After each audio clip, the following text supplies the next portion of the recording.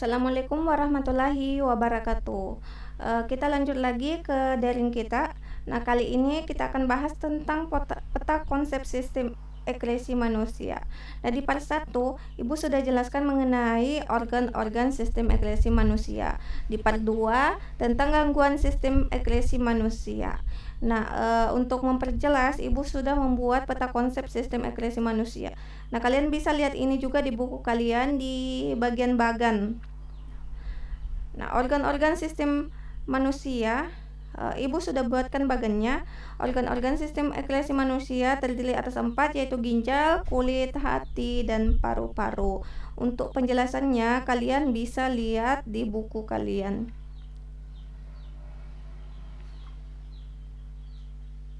Nah, yang pertama ginjal. Nah, di sini ada peta konsepnya, proses terjadinya urin ya. Nah, ginjal itu terdiri atas 2 lapis, ada cortex medulla pelvis. Kalian bisa lihat penjelasannya lebih lengkap di buku. Nah, ginjal ini menghasilkan urin. Urin dihasilkan oleh nefron.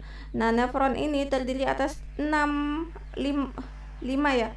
Ada glomerulus, kapsula Bowman, tubulus proximal, lengkung Henle, dan tubulus distal. Nah, dalam ginjal itu terjadi 3 tahap dalam proses pembentukan urin itu melalui 3 tahap, yaitu filtrasi, reabsorpsi, dan augmentasi. Nah, proses filtrasi ini terjadi di glomerulus. Nah, dari proses filtrasi dihasilkan urin primer.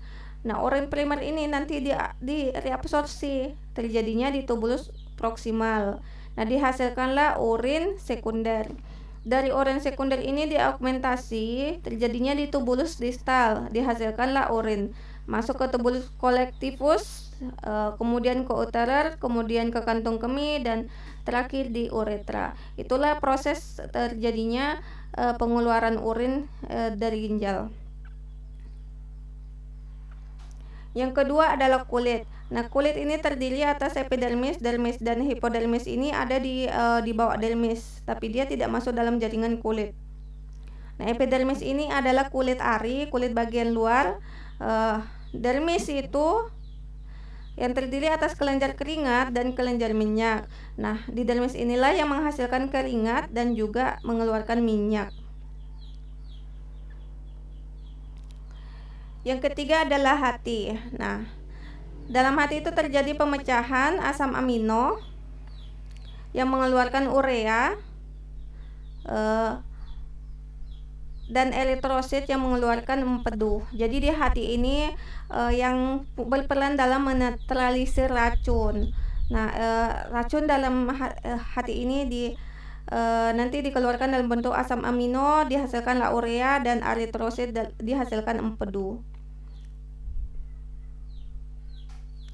Yang terakhir adalah paru-paru. Nah, paru-paru ini yang dihasilkan atau yang dikeluarkan adalah CO2 dan uap air. Ini terjadi di alveolus. Nah, ini bagian gangguan pada sistem ekresi. Ada nefritis. Nah, kalian sudah belajar sebelumnya di part 2 apa itu nefritis. Nah, ini yang terjadi pada ginjal. Nah, nefritis ini salah satu penyakit yang parah. Jika menderita nefritis itu harus cuci darah. Yang kedua, batu ginjal. Nah, ini juga sudah dijelaskan sebelumnya. Jika terkena batu ginjal itu salah satu solusinya juga harus dioperasi.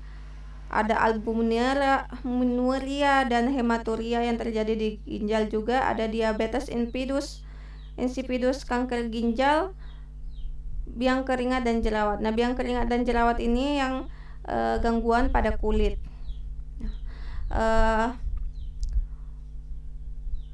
Sekian bagian yang Ibu buat ini. Ibu berharap kalian mempelajari, karena sebentar lagi akan ujian tengah semester. Jadi kalian harus kreatif dan inovatif dalam belajar mandiri. Oke, assalamualaikum warahmatullahi wabarakatuh.